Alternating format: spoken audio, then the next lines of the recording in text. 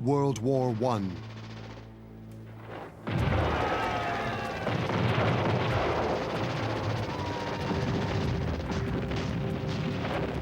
Four years of bitter conflict. Known as the Great War, or the war to end all wars. It's grim trench warfare, with Europe the main theater of war. But this was a war fought on many fronts. So there's another story, rarely told, of huge importance during the war and of lasting significance.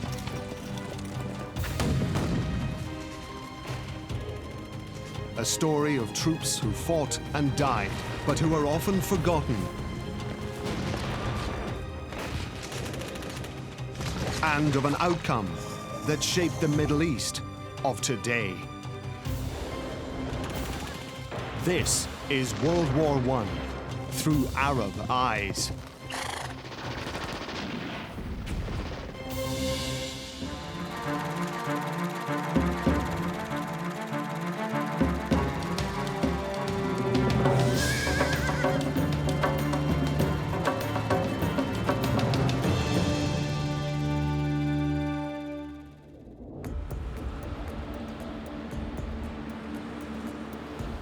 Malik Tariki, the Tunisian writer and broadcaster, is taking us on a personal journey across a dozen countries. His grandfather's generation fought in the war. So far, he's explored how thousands of Arabs were conscripted by the British and French colonial powers in North Africa, and how Arabs were forced to fight on both sides for the European allies and the Central Powers, setting Muslim against Muslim.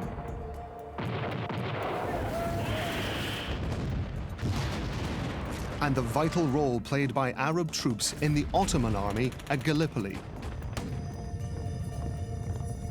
In this episode, he looks at the roots of why the Ottomans joined the war at all, how the European powers viewed the Ottoman Empire as ripe for division and exploitation, and the suffering when the Ottoman government of Young Turks cracked down on the Arab provinces, and the little-known story of a future Zionist leader in the Ottoman world. A Polish Jewish student walked along here in 1911.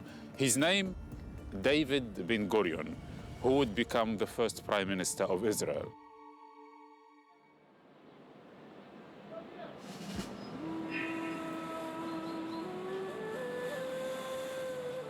كانت لدى العرب دوافع حقيقية للتفكير بمصيرهم بمستقبلهم بعد دخول الدولة العثمانية الحرب العالمية الأولى. أولاً فرضت دول الحلفاء على البلاد العربية أي آسيا العربية آنذاك، فرضت عليها حصاراً اقتصادياً. منع الحجاج من الوصول إلى مكة بالنسبة للحجاز. منعت المواد من سكر، شاي، قهوة، زيت، كل هذه زيت كاز إلى آخره التي كانت تأتي من أوروبا، منع دخولها إلى هذه البلاد.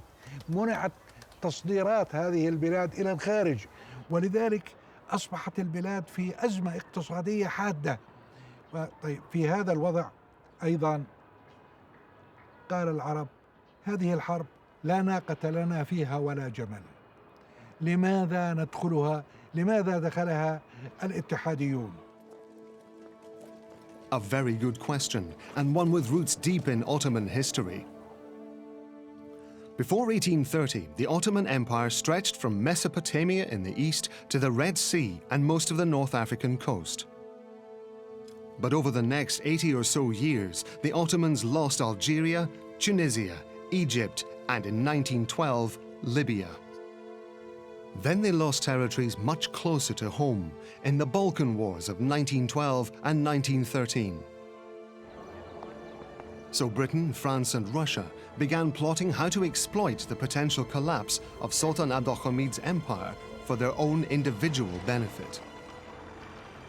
Sultan Abdülhamid II, who ruled the empire from 1876 to 1908 or 1909, felt that the Western European powers were playing dirty games.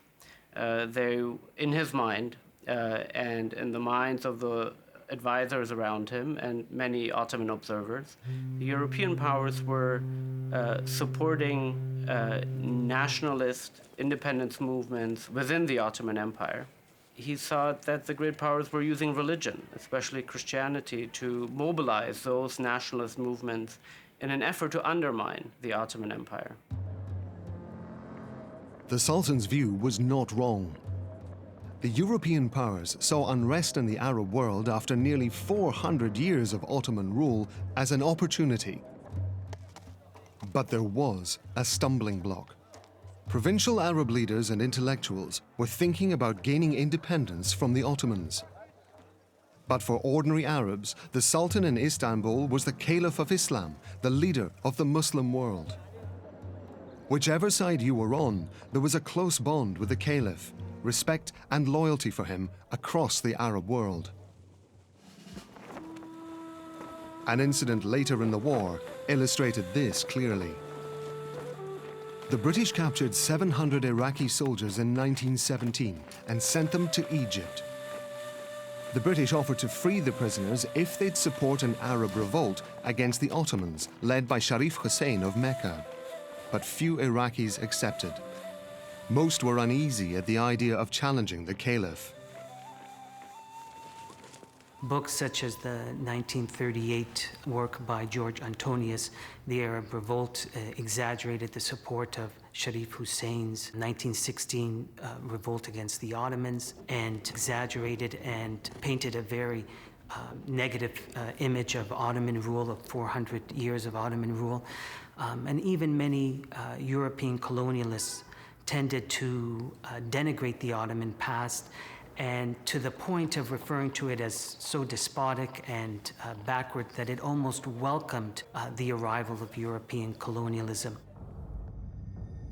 The Ottoman army was also diverse.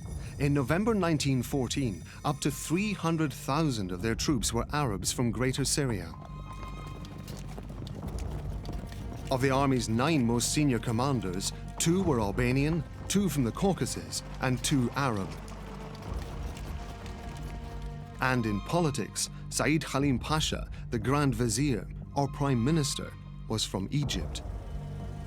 The British had to find a way to challenge this holy bond between the Caliph in Istanbul and his loyal Arab Muslim citizens. They approached Hussein bin Ali, the Sharif of Mecca. He was a descendant of the Prophet Muhammad, leader of the Hashemite people and ruler of Islam's most holy place. The British thought he alone could challenge the Caliph in Istanbul, but it would not be straightforward. On the eve of World War I, most Arabs were largely supportive of the Ottoman Empire. They regarded it as a protector of an Islamic identity in an era of expanding European colonialism. Even many Arab Christians and Jews, especially after 1908, welcomed the liberal reforms and wrote glowingly of these reforms and of these era, and rarely ever called for independence for the Arab people. 1908 was a significant year in this unfolding story. That was when the new leaders of the Committee of Union and Progress, the Young Turks, staged a coup, removing Sultan Abdülhamid II from power. They started out in 1908 with a project of trying to hold the empire together on the basis of constitutional rule. But at the same time, they found themselves in the position of trying to defend and maintain the empire against both great power encroachments and against new nationalist uprisings from within. When the Young Turks reconvened parliament, they created optimism in the Arab world. But this soon turned to disillusionment. Although they may not have intended it that way, they found themselves fighting to maintain and perpetuate empire from 1911 onwards, from Italy's invasion of Tripoli onwards. Then came the Balkan Wars, and then there came the Great War. And this changed them. This transformed their initial attitude of promising and bringing freedom to the Ottoman peoples into one of maintaining empire. Defeat in the Balkans hardened the Young Turks, and they tightened their grip on their Arab possessions. The Balkan Wars of 1912-13 and catastrophic defeat and final eviction from what had been the Ottoman Balkans brought about an enormous quantum jump in the development and rigidification of Turkish nationalism, and also they became more and more dictatorial.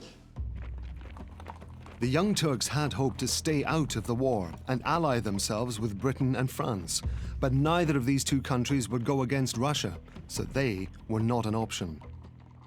Besides, the Ottomans and Germany had a history of friendship. Kaiser Wilhelm II first visited Istanbul in 1889 to befriend Sultan Abdülhamid. 9 years later, he landed at Haifa on a state visit to the Ottoman East.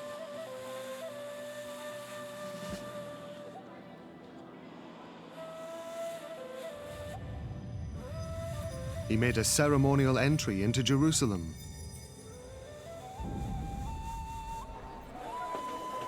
And visited the tomb in Damascus of Salah ad-Din, the famous medieval Muslim warrior who defeated the Crusaders. There was mass celebration when he announced that Germany would pay for the renovation of his grave. The Kaiser also declared his friendship of the world's 300 million Muslims and gained the nickname Haji Wilhelm. So Germany was a natural ally.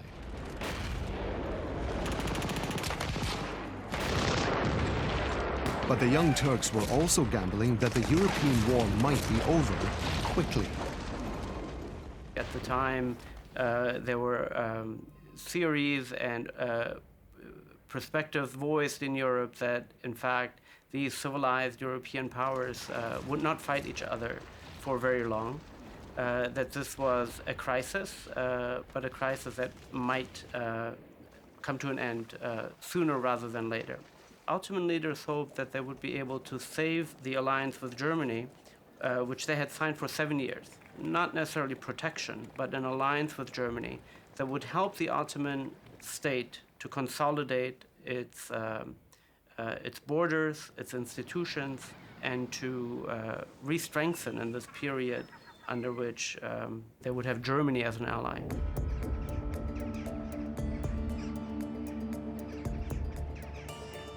However, Germany needed this deal as much as the Ottomans.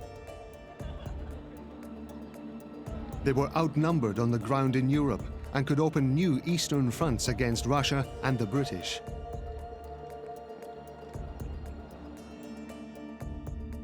The German general Erich Ludendorff wrote that Ottoman entry into the war enabled the Central Powers to soldier on for another 2 years. Otherwise, the war might well have been over by 1916. This is the house in Istanbul of Anwar Pasha. He led the secret negotiations with Germany on behalf of the Young Turk or Unionist government. Here on the night of the 1st of August 1914, he secured his Treaty of Alliance.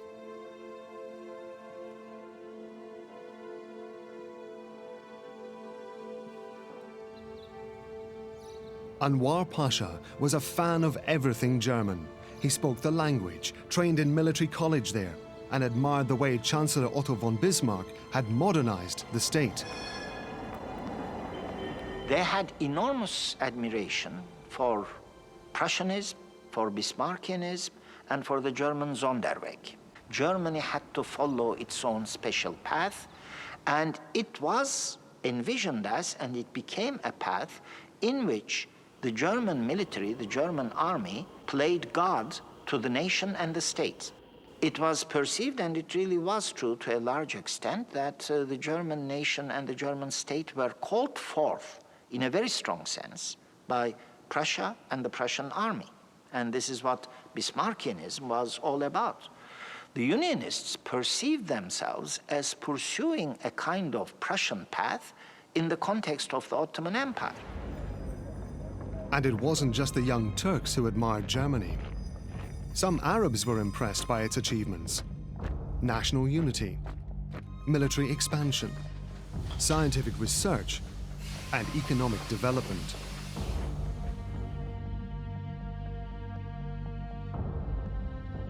The Lebanese writer Suleyman Tharir wrote a poem called A 20th Century War. وللألمان فيها معجزات بمحكم آيها الدنيا تزان لهم فيها كما في العلم نجم له في كل محمدة قران فسلمهم علوم واقتصاد وحربهم فتوح وافتعال.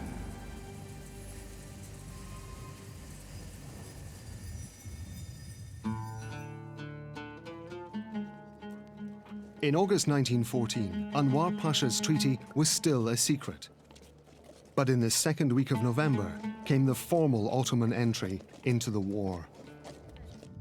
And the Grand Mufti's call for Muslims to join a jihad against the Entente powers here at Al-Fatah Mosque in Istanbul.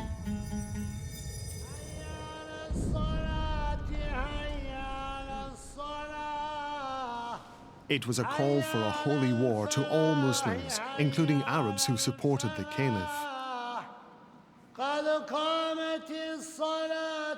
The Germans believed that this call could undermine their enemies' war efforts. There were millions of Muslims in the British and French colonies where the Germans hoped for mass uprisings. They launched a campaign to influence Muslims fighting for the Allies. It was led by German lawyer, diplomat, and ancient historian Max von Oppenheim. It was obviously very dear to his heart because of his German patriotism and so on, and his interest in the Middle East. But in a very specific way, by 1899, Oppenheim was known, had a reputation as an experienced and really very well-informed traveler. Oppenheim was an adventurer and archaeologist, but was also involved in planning the route of the Berlin to Baghdad railway. The German government wanted to build the line to compete with the British, to give them access to oil and bring the region under stronger German influence. Nothing unusual about the fact that Siemens, who was then the director of the Deutsche Bank, which was largely in charge of the financing of the Berlin to Baghdad railway, should contact him about the extension of the line from Aleppo to Mosul, as far that particular stretch. And he asked him if he would do some prospecting and advise them on what was the best route. And he wrote about all the advantages, the best and most efficient line to follow for the railroad, and all the advantages that would accrue from following this route rather than that route, and so on. After troubleshooting for Siemens and Deutsche Bank, he'd made a historic archaeological discovery in northern Syria in 1899, Tel Khalaf. It was, in a certain sense, by accident that he made the greatest discovery of his career, that he discovered Tel Khalaf. Because really what he was trying to do was do this prospecting on his own, unofficially, for the Berlin to Baghdad railway. And he did write a Bericht, a report, and devoted many more pages of that report to route from Aleppo to Mosul than he did to what he had discovered at Tel Khalaf. Oppenheim returned to excavate Tel Khalaf in 1911 and discovered a city built in 6000 BC.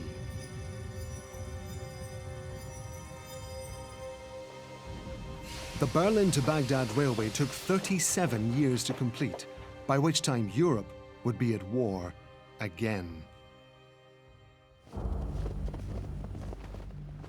Still to come, the devastating impact of the war on Greater Syria and its people. When we think about World War I, we think about the British and the French and the Germans. But really, the Ottoman Empire suffered far more than any of the continental powers. The terrible effects of the Ottoman repression of Arab nationalists. قتلوا الانتليجنسيا العربية. And a modern Greek city, and its story of one of the founders of Israel. During centuries of Ottoman rule, this was mainly a Jewish city. It was called the Jerusalem of the Balkans.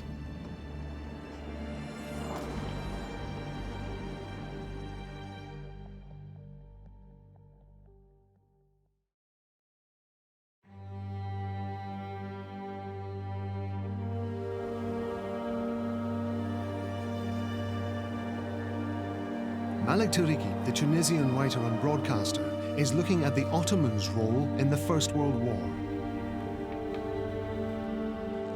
When Istanbul entered the war in mid-November 1914, Arab troops were forced to fight on both sides.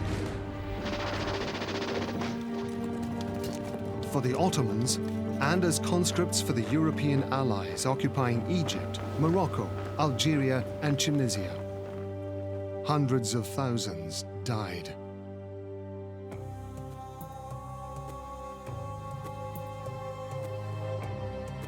Egypt was still technically part of the Ottoman Empire, but had been under British occupation since 1882.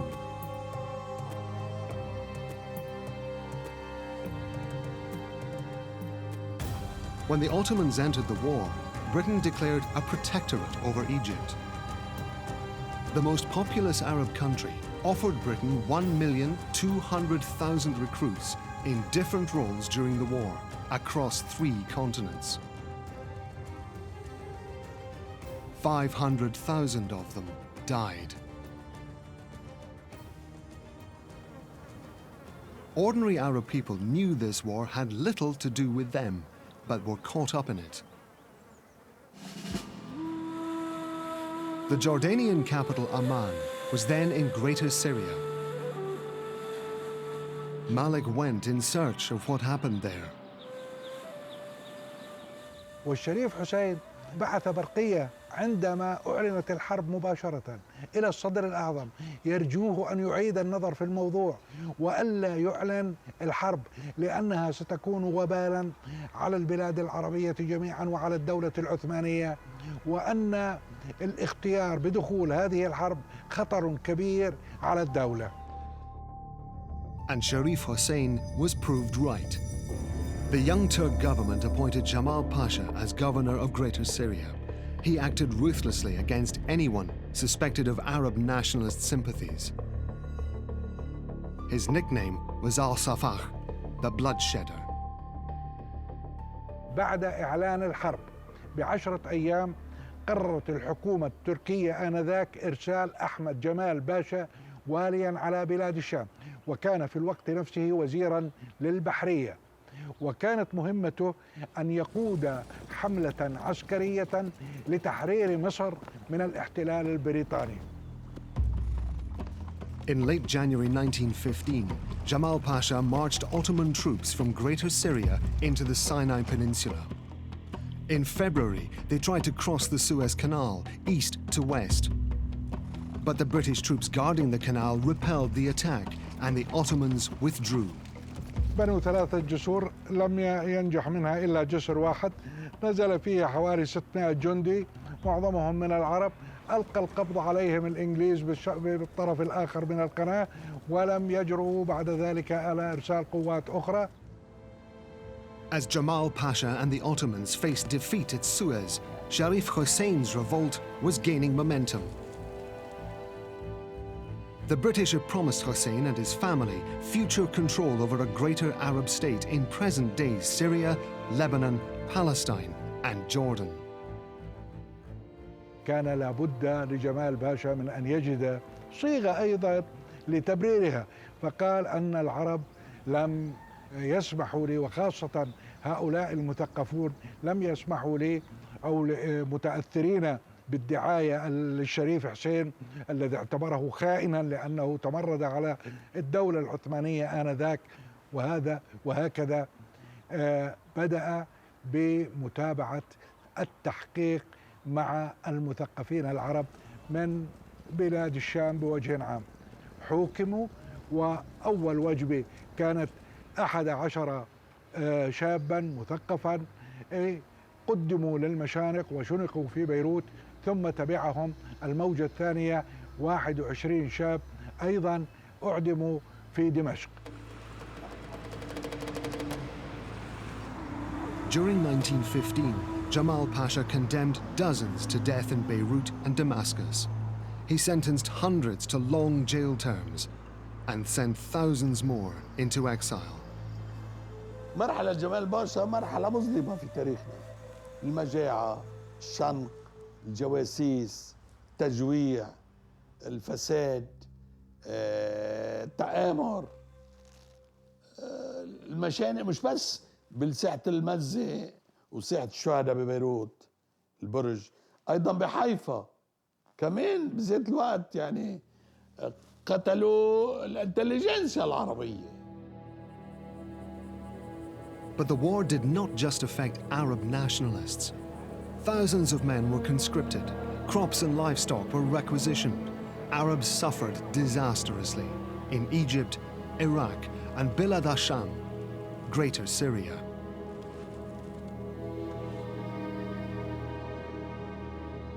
You know, when we think about World War I, we think about the Western Front and the trenches and the British and the French and the Germans. But really, the Ottoman Empire suffered far more than any of the continental powers. About 9% of the German population died, about 11% of the French population died, but anywhere from between 14% and 25% of the Ottoman population died.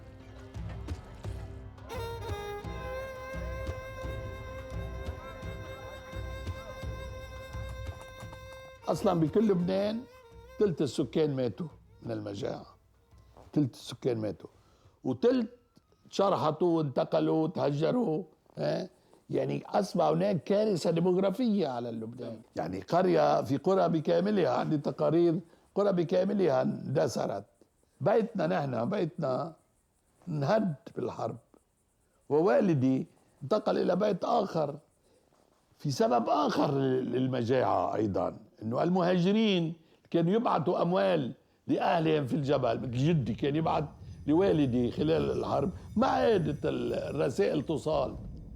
يعني عندك خلل بالإنتاج الزراعي، خلل بالمواصلات، خلل بوسائل النقل، وسائط النقل، خلل باستيراد من مجيء المساعدات من المهاجرين. كيف بده يعيشوا الناس؟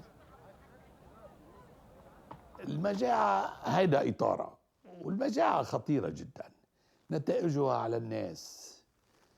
يعني عائلات بأكملها، أولاد، نساء تبيع عفافة بأكل، ناس رهنوا أراضيهم بالحرب مقابل حفنة من الحبوب. عندي قصص إذا بدك أقري لك إياها، يعني لشهود عيان مرعبة بالمجاعة.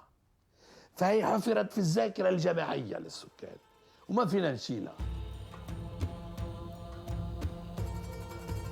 Maimouna Al-Amin is Lebanese. She's over 100 years old.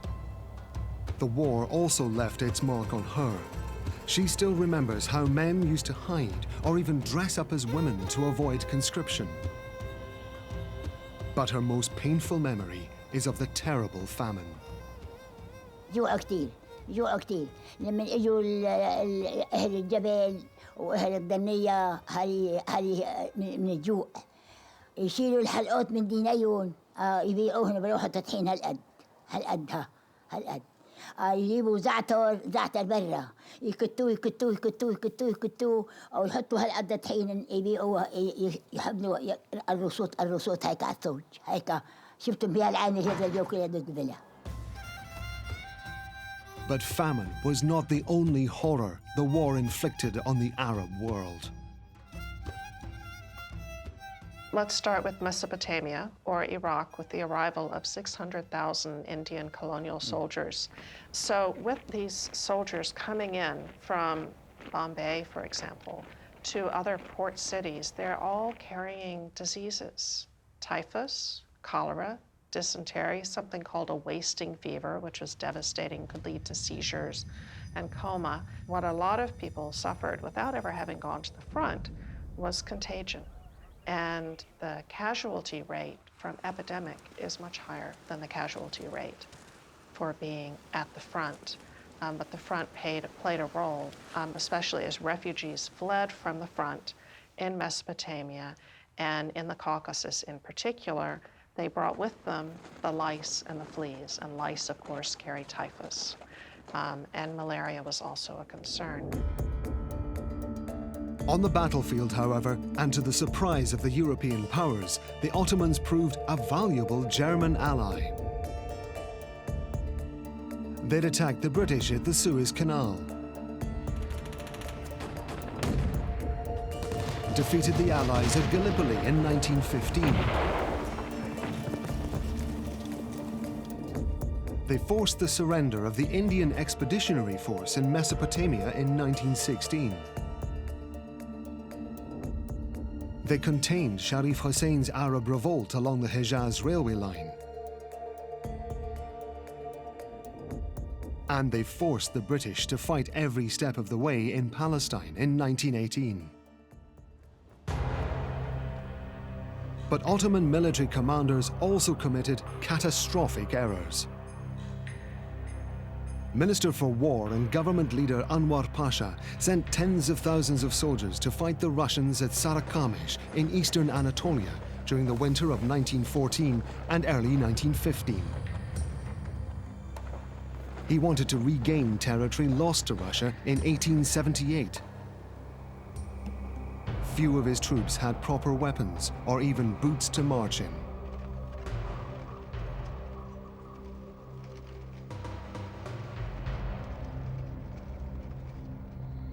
As many as 60,000 Ottoman troops died, of whom 2/3 are likely to have perished from frostbite and typhus rather than fighting the Russians.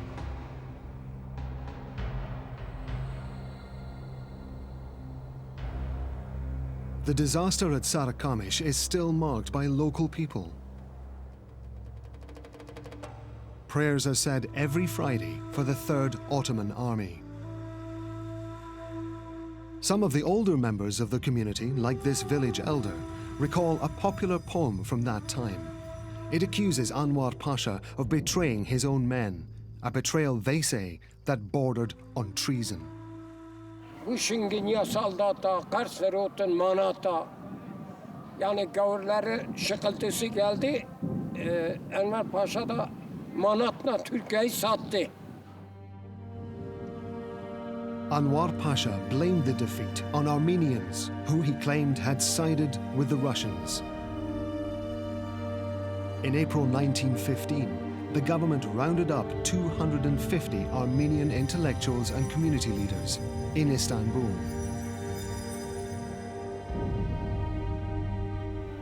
Armenian men were killed and army conscripts put into labor battalions. Women, children, and the elderly were deported and forced onto long marches into the Syrian desert.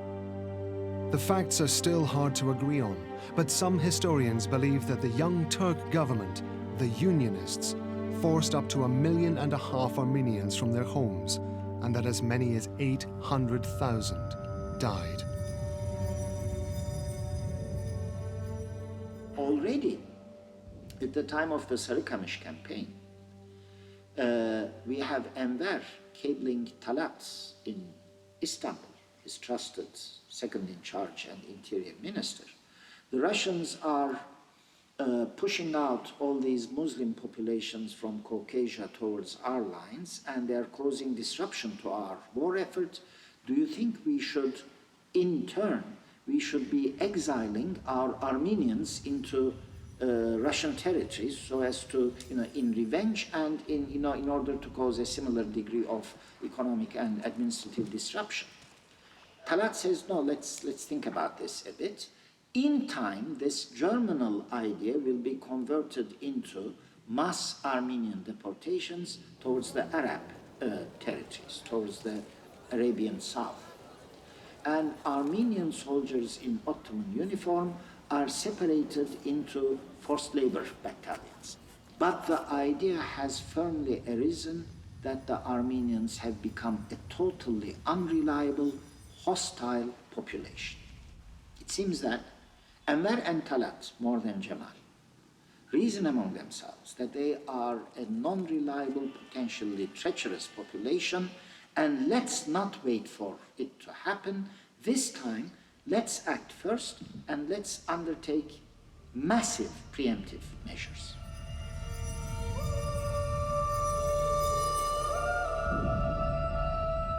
A 100 years on, these events are still a matter of debate.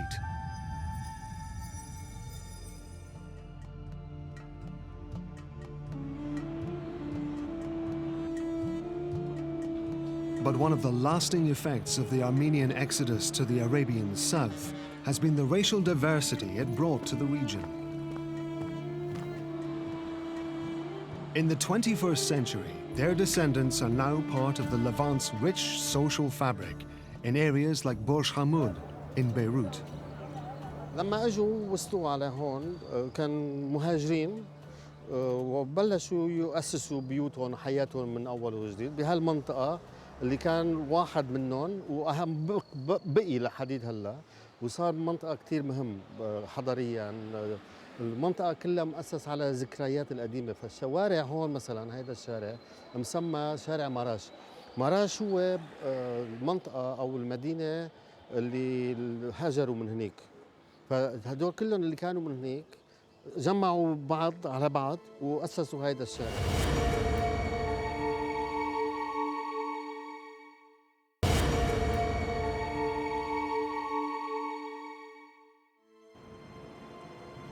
Ethnic diversity has also characterized this city in the northeast of the Ottoman Empire in the early 1900s.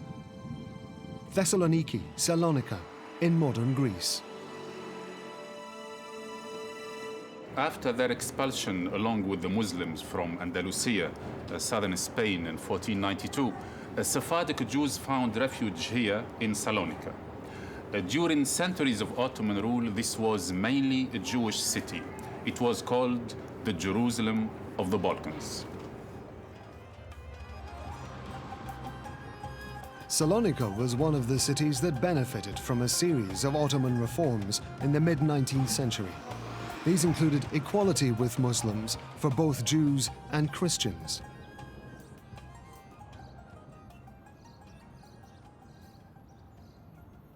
The nationalist leader of modern Turkey, Mustafa Kemal, was born and raised in this house. It's now a Turkish museum.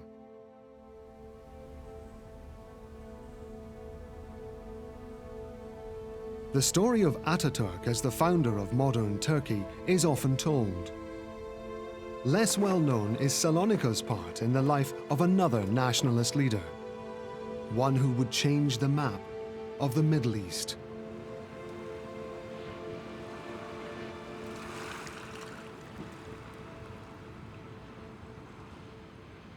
A Polish Jewish student walked along here in 1911. He wore a fez like any other Ottoman citizen. He was here to learn Ottoman Turkish before going on to study law at the University of Istanbul. His name, David Ben Gurion, who would become the first Prime Minister of Israel.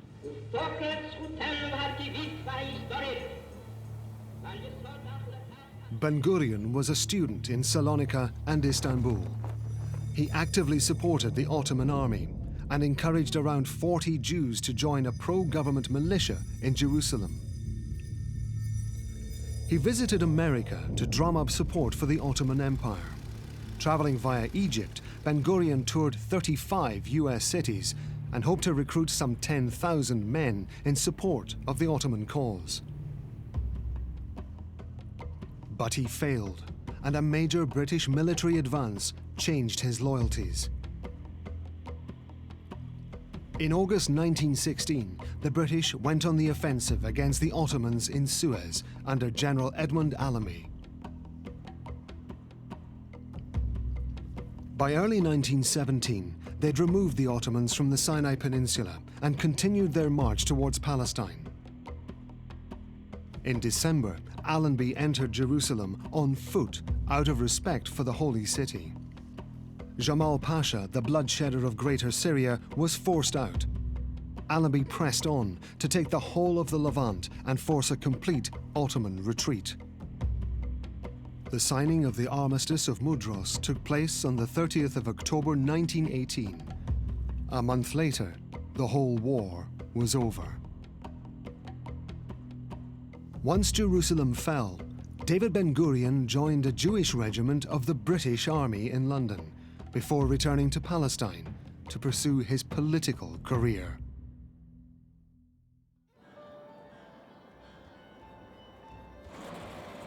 Ben-Gurion's story typifies how the war presented opportunity.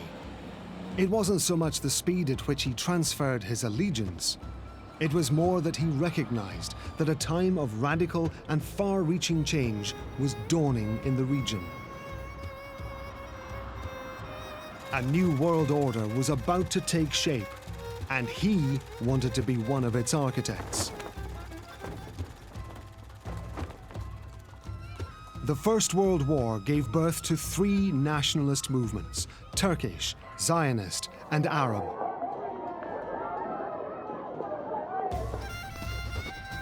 And the relationship between the Turks and Arabs changed forever as 4 centuries of Ottoman rule were ended by 4 years of conflict.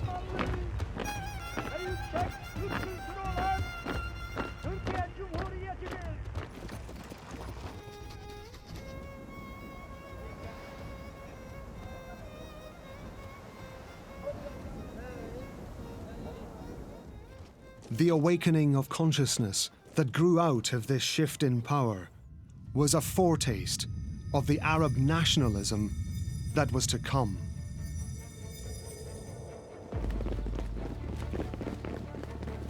In the next episode,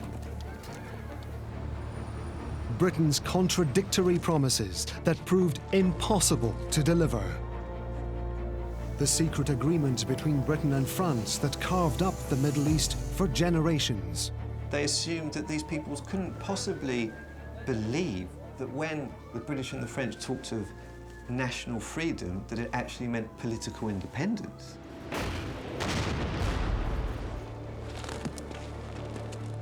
The hopes of that independence that were ignited by the war. And the crushing disappointment as these hopes were dashed by colonial self-interest. للأسف يعني بيحزن إنه نشوف إلى ماذا آلت الحال في الدول العربية. In the final episode of World War I, Through Arab Eyes.